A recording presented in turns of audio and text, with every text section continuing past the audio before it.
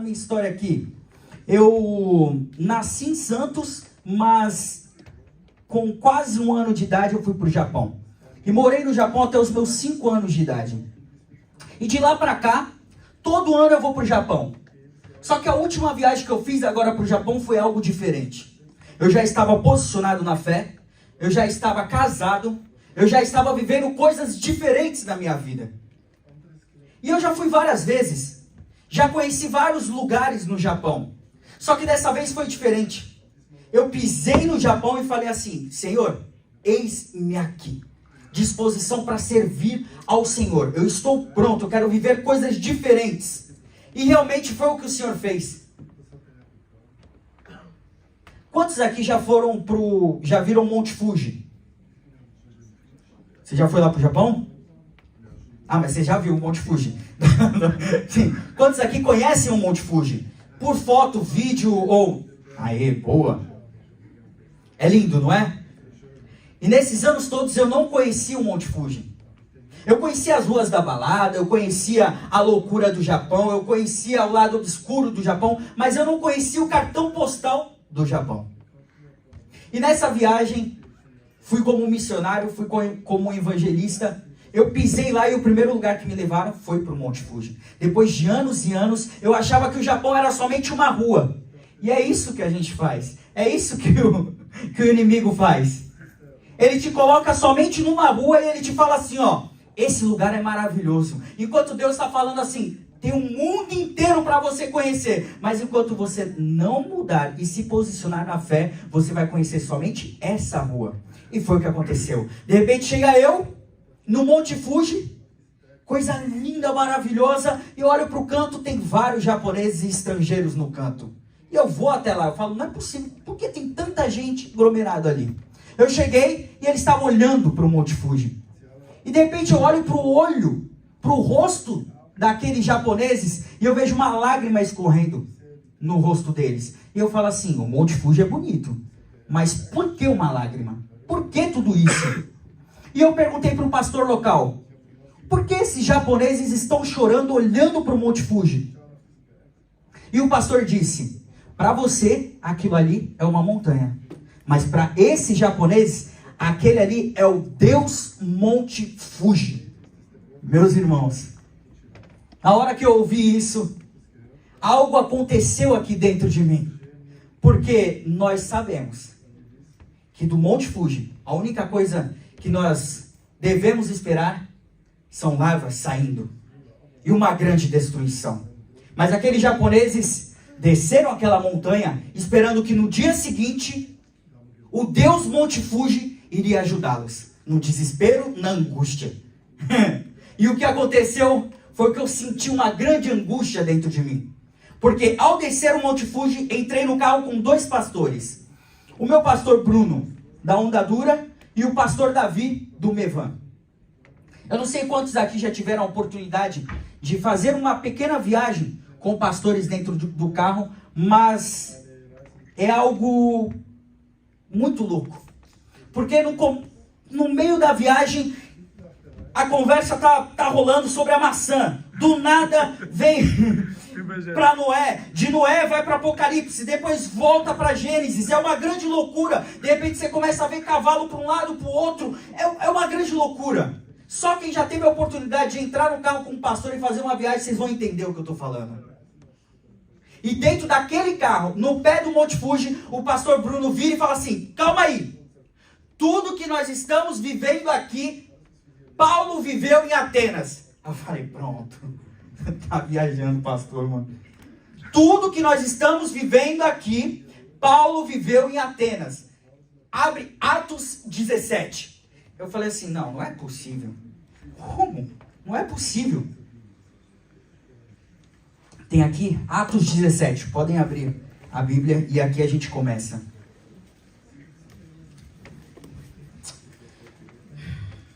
Senhor,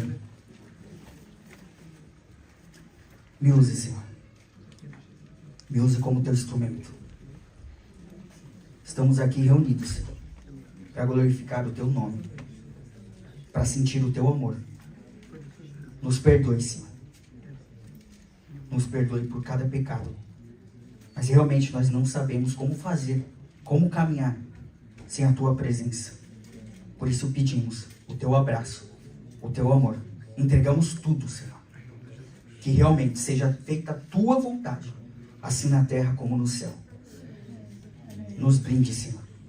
Nos brinde de toda inveja, toda coisa ruim que queira nos colocar para baixo, Senhor.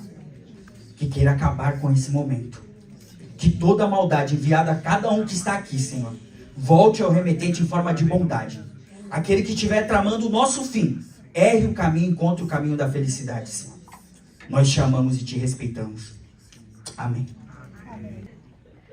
E ali, no Monte Fuji, o pastor vira e fala assim, tá lá, Atos 17, do 16 ao 34. Enquanto Paulo esperava por eles em Atenas, ficou muito indignado ao ver ídolos por toda a cidade. Paulo esperava por Silas e Timóteo. E a indignação veio, meus irmãos. É a mesma coisa que nós sentimos no nosso peito quando olhamos aqueles japoneses chorando pelo Monte Fuji. O porquê? Ídolos por toda parte. Só para vocês entenderem, Atenas, naquela época, era conhecida como uma grande referência de arte, de estátuas, da sua beleza, da sua intelectualidade. Grandes filósofos estavam ali. Só para vocês terem uma noção, eram mais de 30 mil estátuas de deuses em Atenas. E no Japão, o porquê surgiu essa indignação, esse desespero? Porque no Japão são mais de 8 milhões de deuses espalhados pelo Japão inteiro. Tem o Deus do bairro, da rua, da casa, são milhares e milhares de deuses. Meus irmãos, rodando o Japão, eu conheci o Deus da batata doce. O que esperar do Deus da batata doce, meus irmãos? A não ser uma linda refeição de um maromba grande, que come batata doce para ficar grande. Rodando mais um pouquinho, eu conheci o Deus da fertilidade. Onde chega um dia, no Japão, que eles pegam uma estátua gigante de um Deus da fertilidade e saem rodando a cidade e pessoas passando a mão no Deus da fertilidade e achando que vão ser fortes. Para muitos, e para nós, talvez seja muito engraçado. Mas se não acontecer uma indignação dentro do seu peito, tem algo de errado. Tem algo de errado. Como nós, que sabemos quem é o Criador de todas as coisas, aquele que fez o céu, a terra, aquele que nos criou, como não abrir a boca e pregar o evangelho para essas pessoas que estão cegas? Meus irmãos, Atenas,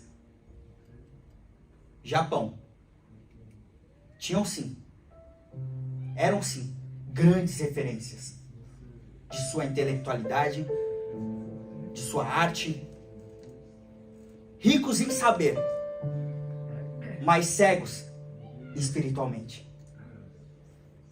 Eu me desculpe em compartilhar, rodando com um pastor, eu vi grandes igrejas, grandes histórias, grandes referências de homens e mulheres de Deus. Mas neste momento, muitos que vêm aqui acham lindo o lugar, assim como achavam lindo Atenas, assim como acham lindos o Japão. Ficam impressionados pela organização. Mas a pergunta é, será que não estamos cegos espiritualmente? E o que Paulo está provando é, essa indignação é que nós precisamos ter 24 horas. A maioria aqui tem mais os seus 30 anos para cima. Já estão com a vida feita. Mas será que não é necessário a gente encarar isso como uma indignação e dizer, eu ainda tenho fôlego para pregar, eu ainda tenho um fôlego para compartilhar, que não é o Deus da batata doce que salva, e sim o Criador de todas as coisas, Jesus Cristo.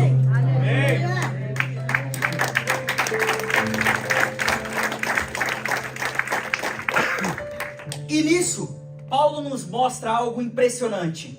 Quando surge essa indignação dentro do nosso peito, nós precisamos avançar. E foi o que o Paulo fez. Por isso, ia à sinagoga debater com os judeus e com os gentios tementes a Deus e falava diariamente na praça pública a todos que ali estavam. Paulo estava indo em todas as igrejas agora. É necessário sim, irmos até a igreja, pregar o verdadeiro evangelho, mostrar o que Deus fez na minha vida, o que Deus fez na vida da minha esposa, o que Deus fez na sua vida. E falar assim, é necessário entregar 100%. Meus irmãos, eu era meio pancada da cabeça. Eu tive um problema com bebida, eu sempre fui famoso lá no Brasil. Eu vivi uma vida que todo jovem queria viver, mas eu não sentia realmente o que minha esposa compartilhou, a paz que excede todo entendimento. Isso é só na presença do Senhor.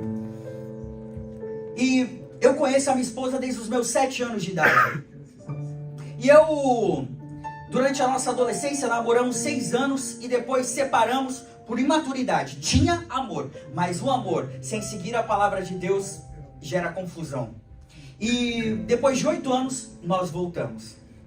Mas depois de 8 anos, ela me encontrou, mas me encontrou diferente, vivendo algo diferente. Realmente tudo se fez novo. E eu olhei para ela e falei assim, eu dou a minha palavra, que eu serei fiel 100%. Glória a Deus. E é isso que Deus quer de nós. Se eu falasse para aquela mulher, depois de tudo que eu fiz no nosso antigo relacionamento, eu dou a minha palavra que 99% eu serei fiel. Será que esse 1% não faria toda a diferença? Faria toda a diferença, meus irmãos.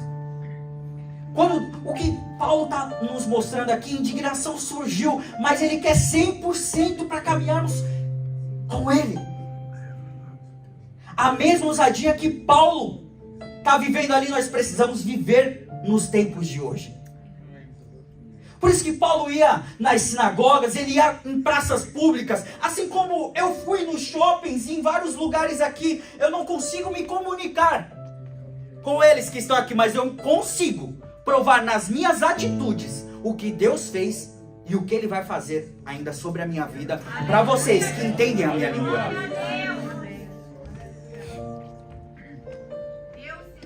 E é dessa forma, o Senhor vai te conduzindo da maneira que Ele quer. E no meio desse caminho, Ele vai abrindo portas. E foi o que aconteceu. Paulo também debateu com alguns dos filósofos epicureus e estoicos. Quando lhes falou de Jesus, da ressurreição, eles perguntaram: o que esse tagarela está querendo dizer? Outros disseram: parece estar falando de deuses estrangeiros. Nesse momento, Paulo estava ali debatendo com os grandes filósofos, os grandes pensadores. É como se eu estivesse na frente do Mário Sérgio Cortella, do Clóvis, e falando assim, ó: você conhece Jesus? Tudo que você está me mostrando aí não se compara com o Espírito Santo fluindo dentro de você. Essa ousadia, meus irmãos.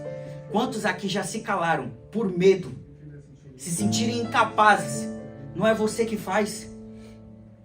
Não é você que faz. É o Senhor.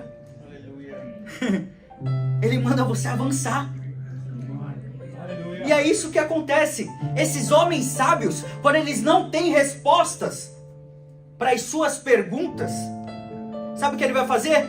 Ele te olha de cima para baixo e fala assim: o que esse tagarela está querendo dizer?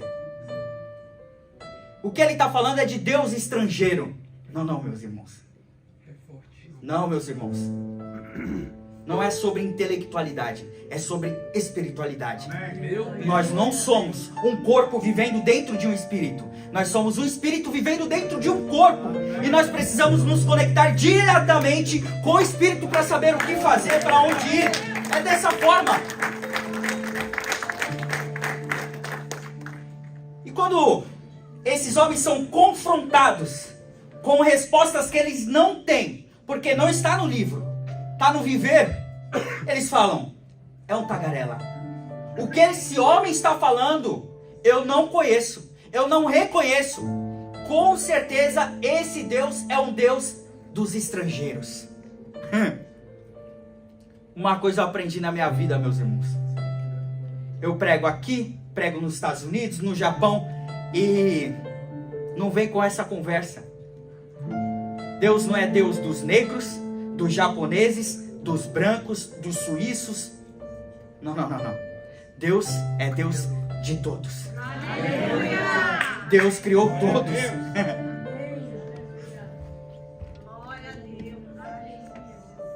Então, levaram Paulo ao conselho da cidade e disseram: pode nos dizer que novo ensino é esse? Você diz coisas um tanto estranhas e queremos saber o que significam. Uma coisa que eu aprendi é: todo homem sábio, ele anseia por mais sabedoria. Você pode falar: Deus te ama, mas você precisa fazer isso. Ele pode debochar da sua cara, mas pode ter certeza, quando ele deitar a cabeça no travesseiro, ele vai pensar sobre. Ele vai refletir sobre. Por isso que é necessário abrirmos a nossa boca e termos a mesma ousadia de Paulo. Vou contar uma história breve.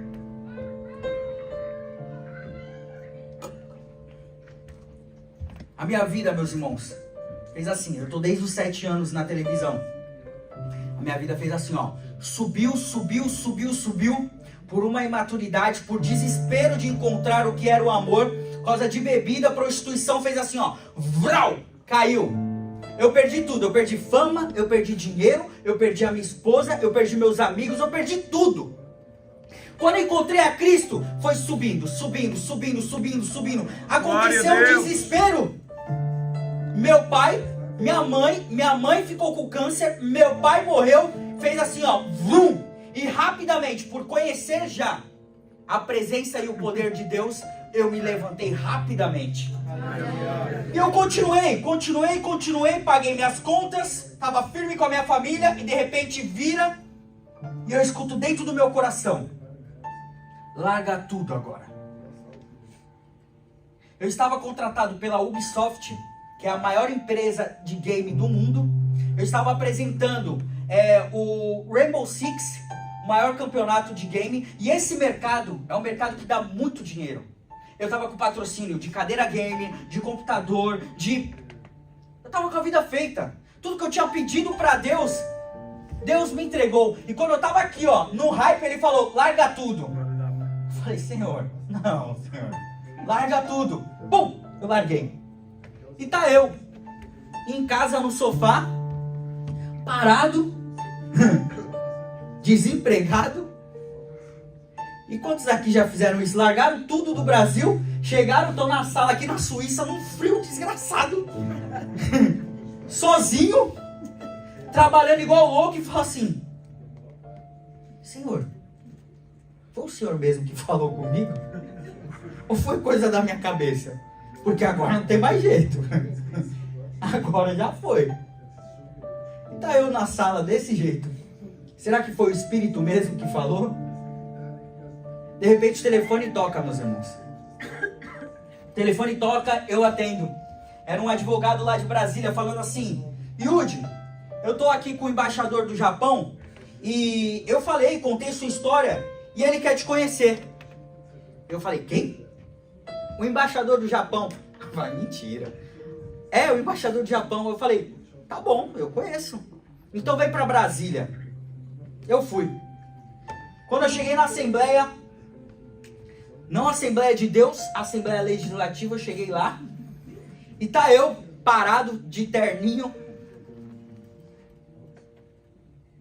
O embaixador e os diplomatas vieram conversar comigo e falaram: sobe lá e fala do seu orgulho de ser metade japonês e metade brasileiro. E eu falei assim: é agora, né, mano? Você é louco. Tô desempregado, desesperado. Agora eu vou falar ali que eu amo o Japão, o embaixador, os caras vão me dar um patrocínio, vão me dar emprego. Já era. Quando eu tava indo para falar para aquelas autoridades, naquele espaço, o Senhor fala no meu ouvido: fala de mim. Rapaz, eu falei: Senhor, não, aqui não. O japonês não sabe nem quem é o Senhor aqui. Eu vou falar, os caras não vão entender, eu vou perder minha oportunidade. Falou, fala de mim. Meu Deus. E eu pensei, já tô sem nada. A única coisa que me restou foi a presença de Deus. Aleluia, Pai. Então vamos fazer a vontade do Pai, né? Amém. Glória a Deus. Meus irmãos, tem algo que eu aprendi. E eu compartilho. Se o Senhor fala para você falar, Ele só fala uma coisa assim, ó. Eu tô falando. Mas eu quero que você feche os olhos e lembre o tanto de coisas que eu já fiz por você. Eu mandei meu filho morrer por você. Amém. Glória a Deus. Eu te dei vários livramentos. Eu fiz você subir de novo. Eu fiz você mudar de vida. Agora você não quer me escutar? Meus irmãos, mesmo com toda a fama, com todo o dinheiro, com uma casa boa, juntando todas as minhas redes sociais, eu tenho 16 milhões de seguidores. Toda vez que eu saio lá no Brasil, vou colocar gasolina, o cara fala, o Yudi. Vou no restaurante, o Yudi. Vou no hospital, o Yudi. Mas quando meu pai infartou, tava dentro do hospital, eu vendo, ele tomando aquele choque no peito, eu dentro do hospital desesperado, os médicos me tirando, eu fui pra calçada, meus irmãos. Minha mãe estava internada com Covid, meu pai internado e minha irmã em casa, também com Covid. E eu ali naquela calçada, eu falei assim, olha que louca essa vida, né? O Senhor me entregou tudo novamente. Tudo que eu pedi, o Senhor me entregou. Mas cadê os seguidores? Cadê os meus amigos que falavam, tamo junto até a morte, meus irmãos? E eu ligando, me ajuda aqui, mano, porque eu não sei o que fazer. Meu pai tá internado, minha mãe tá internada, a minha irmã também, eu tô sozinho, com uma casa grande, eu sozinho lá dentro. Amigo virar e falar assim, ó, meu irmão, eu tenho que pensar na minha família. Segura seus B.O. E é isso que acontece, meus irmãos. Na hora do desespero, na hora da angústia, o pior dia da sua vida, o único que vai estar e esteve lá naquela calçada em frente àquele hospital foi Deus. Só Ele, meus irmãos. Só Ele. E naquela assembleia, quando Ele falou assim, ó, fala de mim, me passou um filme na minha cabeça, em tudo dai graças. Foi o que? Tudo dai graças. Eu fui. Cheguei lá e falei assim, autoridades, meu nome é Yudi, eu sou um descendente japonês, eu tenho muito orgulho de ter sangue japonês e brasileiro, mas eu queria compartilhar algo com todos vocês que estão aqui. Eu honro sim o meu país, mas eu sirvo a Jesus Cristo. E nesse momento, meus irmãos, eu tenho que ser verdadeiro com todos vocês. Ninguém entendeu nada, porque os japoneses não conhecem a Deus. Eu saí e o embaixador me chamou para casa dele. Eu fui. Quando eu cheguei lá, os diplomatas, as autoridades vieram conversar comigo e falaram, que discurso emocionante. Gostei muito do que você falou. Mas aqueles japoneses no final perguntaram, mas fala uma coisa, quem é Jesus Cristo? Meus irmãos, eu rapidamente entendi o que Deus queria. Não é a minha vontade, é a vontade dele. Depois disso, o embaixador me chamou novamente para a casa dele. E lá eu estava, na frente de uma casa, numa caixa gigantesca com um monte de líquido dentro. E o embaixador pega um machado e coloca na minha mão e fala assim, ó, quebra essa caixa. E vários fotógrafos, o pessoal da mídia lá do Brasil, eu falei assim, é pra eu quebrar? Isso, quebra essa caixa. Eu peguei aquele martelo e quebrei a caixa. Prá! Todo mundo aplaudindo. E aí rapidamente eu falei assim, o que eu tô fazendo? Porque isso daqui é um ritual. E eu sou crente. Eu vou perguntar o que é isso. E eu fui perguntar. Quando eu quebrei essa caixa aqui, o que isso representa, embaixador?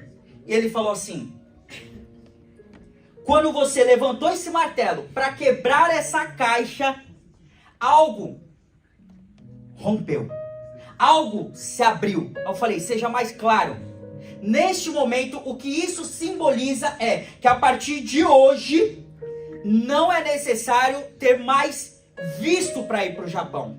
Você somente vai lá, compra a passagem e vai direto. Então pessoas como você, descendentes, vocês não precisam ter uma barreira mais. Você inaugurou isso. Essa quebra foi o romper e uma porta se abriu. O que eu quero que vocês entendam. Quando meu pai morreu, uma vontade intensa de buscar a cultura do meu pai surgiu dentro de mim. Uma vontade gigantesca de ir pregar o evangelho para aqueles descendentes do Japão. Foi a pior dor da minha vida. Algo que aperta, eu não sei quantos aqui já perderam um pai, já perderam uma mãe, ou um parente querido, mas é algo que aperta, é uma saudade intensa. Mas foi aí que Deus fez. Foi aí que Ele me aproximou daquele que tem o mesmo sangue que o meu. Foi aí que Ele mostrou que Deus, em toda a história da Bíblia, se você pegar a Bíblia de Gênesis e Apocalipse, Deus nunca levantou um homem ou uma mulher para benefício próprio. Ele levanta um homem, uma mulher para salvar uma geração através da sua palavra. E o que Paulo está nos mostrando é isso. Entenda o lado espiritual. O que você está fazendo aqui, meus irmãos? Pastor ele é da Bahia, mano. Do nada o cara sai da Bahia e brotou aqui. Na Suíça, mano. O que eu tô fazendo aqui, mano? O que você... E essa era a pergunta sempre. O porquê o Senhor levou o meu pai, um homem tão bom, eu cheio do pecado, cheio da angústia, cheio de desespero. O Senhor me revelou. Não. Ele já cumpriu a missão dele. Agora a pergunta é, e por que você ficou? Por que você ficou? É necessário, irmãos. É necessário essa pergunta constante. É necessário ter essa chama que eu estou sentindo aqui dentro do meu peito. Servir ao Senhor com disposição, acordar e falar assim, Senhor, eis-me aqui, meu.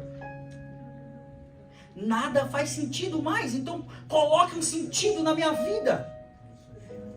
Talvez eu não tenha mais a energia que eu tinha ontem, mas o Senhor vai me transformar em um instrumento forte, eu creio, Senhor. Então Paulo se levantou diante do conselho e assim se dirigiu aos seus membros. Homens de Atenas, vejo que em todos os aspectos vocês são muito religiosos. O que Paulo estava falando não era religioso de algo ruim. Religioso era assim, ó. Eu respeito a sua fé. Eu respeito o que você vive. Eu respeito essa força, essa fé. Só que tem algo a mais aí. Paulo estava usando da cultura local para pregar o evangelho. E nós precisamos ser sábios também.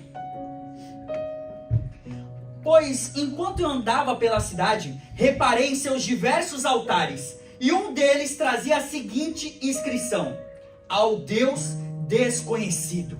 Esse Deus que vocês adoram sem conhecer é exatamente aquele que lhes falo. Ei, meus irmãos. Ei, Atenas. 30.000 estátuas. Mas tem um cantinho ali que tem uma estátua escrito: ao Deus desconhecido. Japão. 8 milhões de deuses, mas tem um canto ali que tem ali escrito ali, ó, ao Deus desconhecido. Suíça, você tá vendo todos esses deuses, essas igrejas, essas coisas que você olha como uma cultura, mas tem um cantinho ali escrito ao Deus desconhecido. Ou melhor, tem algo dentro de você escrito ao Deus desconhecido. É o que Paulo estava falando e pregando, e é o que eu falo hoje. Esse Deus desconhecido, ele tem um nome, e ele está vivo, e vive dentro dessa igreja, dentro de nós, é Jesus Cristo, meus irmãos.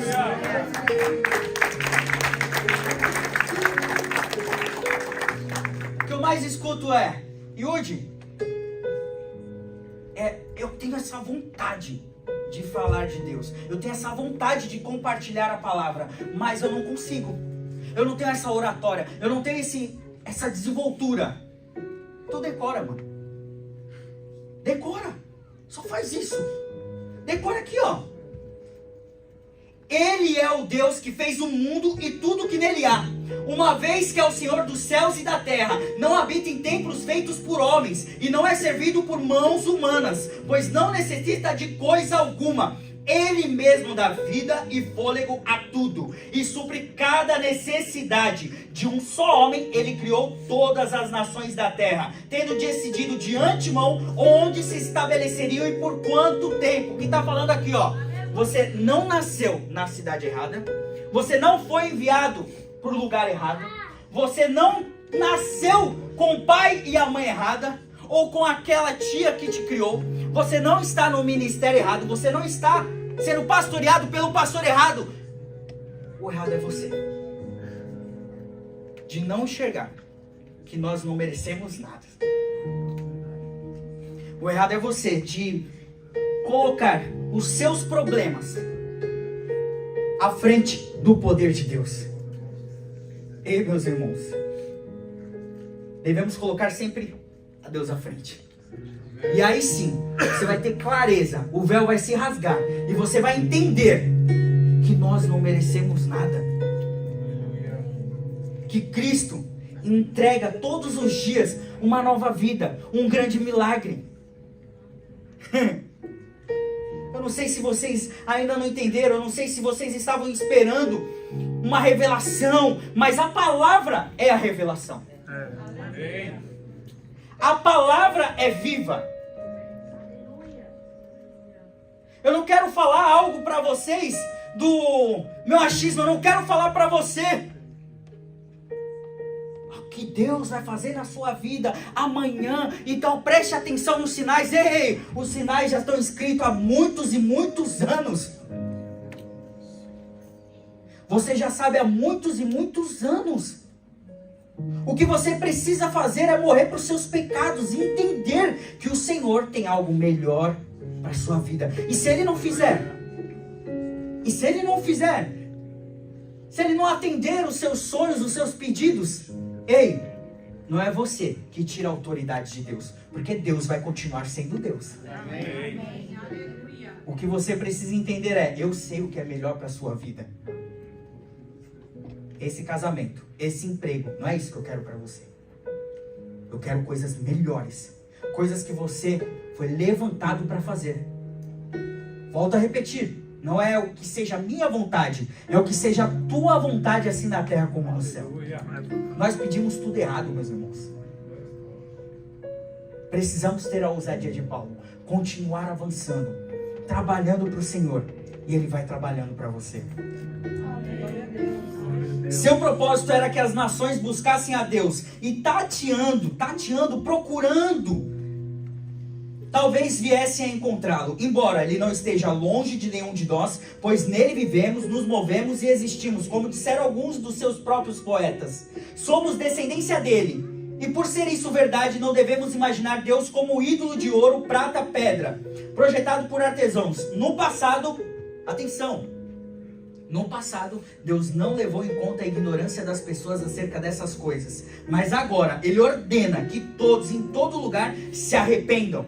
Pois Ele estabeleceu um dia para julgar o mundo com justiça, por meio do homem que Ele designou. E mostrou a todos quem é esse homem ao ressuscitá-lo dos mortos. Jesus Cristo. A grande realidade, meus irmãos, é que se você não acreditar que há um dia preparado, que a igreja será levada por Ele, que há um lugar preparado para todos nós, se você não acreditar que Cristo já venceu o pecado, se você não acreditar que sim, nós não merecemos nada, nós merecemos a morte, você está perdendo o seu tempo aqui dentro dessa igreja. Você está cumprindo somente um dia na sua lista, onde você sai e fala assim: ai, já fiz minha parte com Deus. Não. É 24 horas. É 100%. Talvez é muito difícil de você receber e entender isso, mas eu me esforço todos os dias. Quem vive comigo compartilha. É muito difícil, sim. Mas isso me traz uma unção, isso me traz uma clareza do que Deus quer sobre a minha vida. Talvez aquilo que você está procurando, qual que é a minha missão, qual que é o meu propósito, o que eu tenho que fazer da minha vida? Ei, primeiro você precisa encontrar os braços do Pai e reconhecer a sua posição de filho, para depois Ele te entregar uma missão com clareza do que você deve fazer. E o que eu fiz no Japão foi a mesma coisa que estava escrito aqui. Eu, sem placa de igreja, eu reuni muitas igrejas no Japão inteiro e levei até Nagoya. Assim como quando eu li as escrituras, eu falei pro Bruno, nós precisamos completar isso com evangelismo. Vai ser em Nagoya, no centro lá do Japão. Vamos juntar o máximo de jovens, o máximo de pessoas possíveis para pregar o evangelho. E seja em japonês e em português, mas vamos pregar. Passamos a tarde inteira pregando naquela praça. Todo mundo que parava eu abraçava japonês. Japonês não gosta de ser abraçado, mano. Eu abraçava e falava, isso, Asteru, Jesus te ama e tal. O japonês ficava meio perdido ali. E assim foi a tarde inteira. Mas o que me deu ânimo, e é o que precisa te dar ânimo também para continuar avançando, é que as histórias se repetem. E ao ler aquilo, eu falei assim, se Paulo viveu isso, eu vou viver no Japão. Eu não vou colocar o meu coração nos números. Eu vou entregar aquilo que o Senhor me entrega de graça todos os dias. Quando ouviram Paulo falar da ressurreição dos mortos, alguns riram com desprezo. Outros, porém, disseram, queremos ouvir mais sobre isso em outra ocasião. Então Paulo se retirou do conselho, mas alguns se juntaram a eles e creram. Entre eles estavam Dionísio, membro do conselho, uma mulher chamada Damares e alguns outros. E foi o que aconteceu comigo em Nagoya. Fica uma tarde inteira pregando o evangelho. A tarde inteira falando que Jesus ama todos que ali estavam. E somente um, meus irmãos,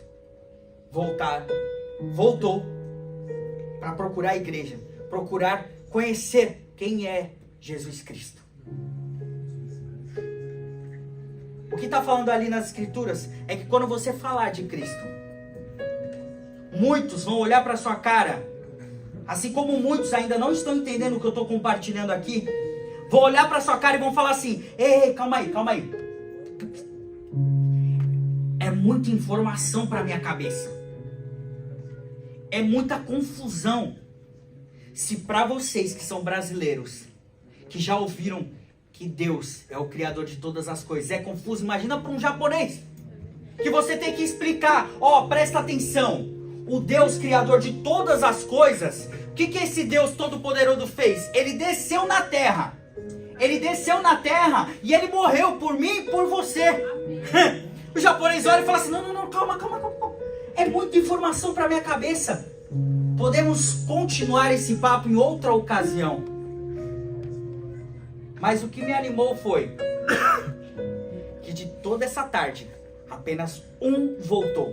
Mas hoje, esse japonês entregou a vida a Cristo, foi batizado, está congregando, e eu tenho certeza, é isso que me motiva, meus irmãos. É isso que me deixa com mais vontade de voltar para o Japão e continuar pregando. Porque muitos acham que, ele está pregando lá nas redes sociais e isso... são milhões de pessoas. Quem sou eu? Eu vou pregar... Ei! Não é a quantidade não, meus irmãos. Nós não precisamos de mais seguidores. Nós precisamos de líderes fortes, mano. Aleluia. Nós precisamos de pessoas, verdadeiros adoradores. Glória a Deus. Somos poucos aqui, na visão do homem. Mas para Deus, somos muitos. O que nós precisamos enxergar é o que meu pai, meu avô me ensinou. Não é sobre você. É sobre o que você está deixando para os seus filhos, para os seus netos. Qual a história que você está construindo? Porque a idade vai chegando, meus irmãos. Hoje, eu trabalhei a minha vida inteira para o Silvio Santos. E hoje o que eu escuto de muitos jovens é, o velho Gagá. Essa é a grande realidade. Vai chegar um momento que você vai ser chamado de velho gagá. De velha gagá. E você vai estar na sua cama. Você não vai ser útil mais pra ninguém. E a única coisa que você vai levar pra sua cama, você pode ter carro, você pode ter uma linda casa, você vai ter preguiça de ir até a cozinha. Você vai ter preguiça de pegar o seu carro e ir até a padaria. A única coisa que você vai levar pra sua cama são as suas lembranças. E a pergunta é, o que nós estamos fazendo? O que nós estamos vivendo? O que nós estamos levando para a nossa cama na velhice? E pior ainda, é quando você olha para o lado, a sua velha não está mais lá. Aí é só você e Deus, meus irmãos. Então, o que eu penso é, se vai estar só eu e Deus, eu tenho que aumentar essa intimidade com o Senhor. Eu tenho que construir uma boa história. Eu tenho que caminhar pelo certo. Eu tenho que fazer a coisa certa. Deus te fala essa noite. Não te trouxe para a Suíça para tirar foto, postar no Facebook e no Instagram, para mostrar para os brasileiros lá, ó, como a vida tá linda, sendo que você tá, ó, ralando, trabalhando. Você tá aqui para viver a verdade. Você tá aqui para ser um instrumento nas mãos do Senhor. Tem um propósito para você estar aqui. Tem um porquê. Nada nesse mundo é capaz de te entregar o verdadeiro amor. Eu estou abrindo mão de tudo, meus irmãos. Eu estou sacrificando todos esses anos que eu construí no meio artístico para viver o Evangelho. Eu e a minha esposa estamos fazendo isso, mas em meia confusão, as dívidas aparecem, as contas aparecem, o desespero aparece, mas pelo menos a gente deita a nossa cabeça no travesseiro e fala assim, a gente está fazendo a coisa certa. Essa sensação não tem dinheiro que pague. Senhor, o Senhor está conosco. Que essa chama não se apague e que aumente cada vez mais. Senhor, muito obrigado por esse momento, Senhor. Obrigado por essa linda missão, Senhor. Ó, meu Deus, que essa noite a resposta que tantos esperavam chegue de forma clara dentro do peito, invadindo, expulsando todo o medo, Senhor, expulsando toda a angústia, e que o Espírito Santo faça uma explosão de amor dentro delas. Oh, meu Deus, que através dessa leitura, Senhor, através da revelação das Tuas Escrituras, Senhor, nós possamos sair daqui com a mesma ousadia de Paulo, Senhor. Entendendo que aqui dentro tem grandes homens e mulheres de Deus. Soldados, Senhor. Pronto para cumprir a nossa missão. Oh, meu Deus. Acalme o nosso coração. Continue nos perdoando, Senhor. O Senhor sabe, Senhor. O Senhor conhece o nosso coração, Senhor. O Senhor sabe o quanto a gente se esforça para ser pessoa, homens e mulheres melhores, Senhor.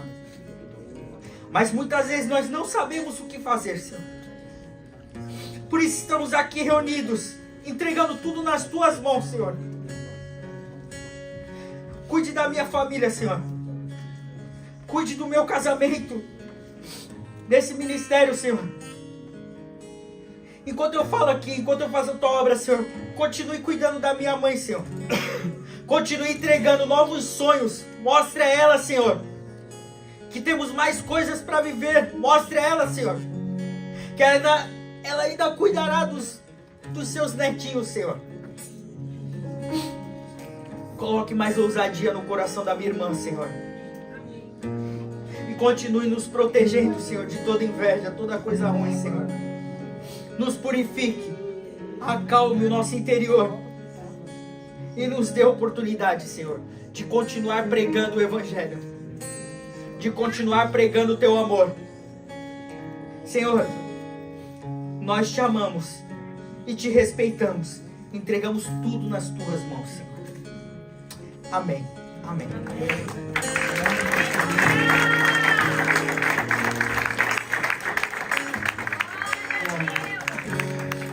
Meus irmãos,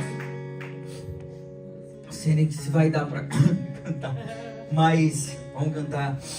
Eu, antes de vir pra cá, meus irmãos, eu tava muitos anos, eu comecei minha carreira cantando, eu tava muitos anos sem cantar, porque eu não queria mais viver esse meio artístico, né?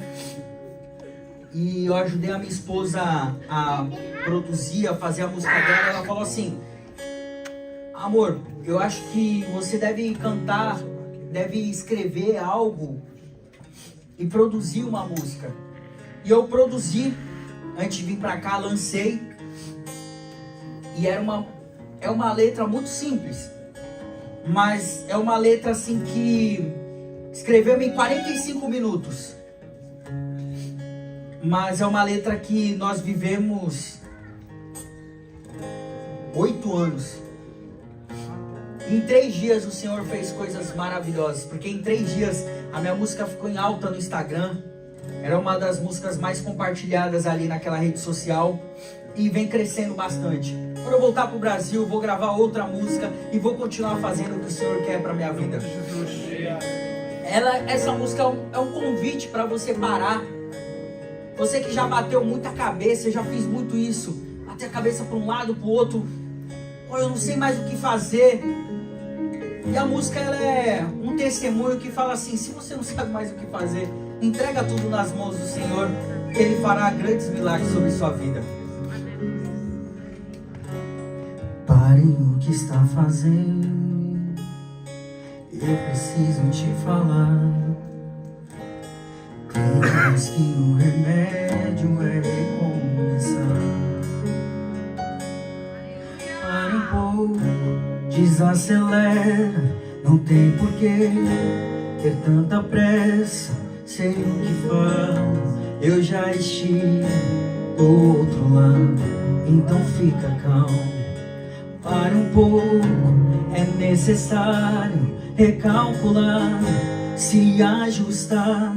O mesmo Deus que mudou minha história está te chamando agora. O mesmo Deus que mudou minha história está te chamando agora. Olha o que Ele fez em mim, eu que nunca mereci. Não precisa entender, milagre é pra viver.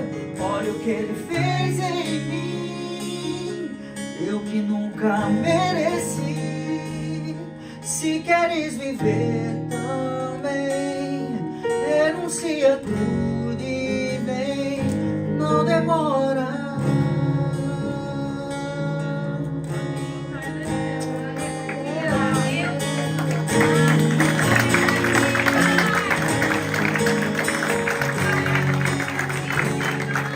Para um pouco, desacelera, não tem porquê ter tanta pressa. Sei o que falo, eu já estive do outro lado. Então fica calmo, pare um pouco, é necessário recalcular, se ajustar. O mesmo Deus que mudou minha história está te chamando agora. O mesmo Deus que mudou minha história está te chamando agora. Olha o que Ele fez em mim, eu que nunca mereci. Não precisa entender, milagre é pra viver. Olha o que Ele fez em mim, olha o que nunca mereci. Se queres viver também, renuncia tudo e vem, não demora. Não demora, meus irmãos. Glória a Deus. Não demora. Ele tá voltando, hein? Deus abençoe a todos.